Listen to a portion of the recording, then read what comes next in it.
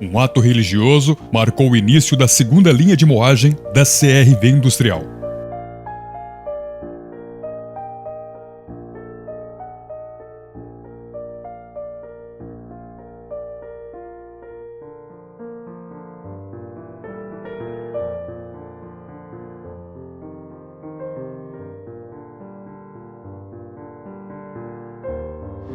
Para agradecer a todos os colaboradores, todo mundo que esteve presente, muita gente que começou, mas não está aqui hoje, já foram guinar outros desafios. Pode saber que aqui tem um pedacinho de todo mundo que passou aqui por dentro, de todo mundo que deu seu suor. E a gente só tem a agradecer a todos vocês, a gente junto aqui. Então, a partir de hoje, a gente está inaugurando aqui essa nova linha de moagem e agradecer a Papai do Céu e a todos nós.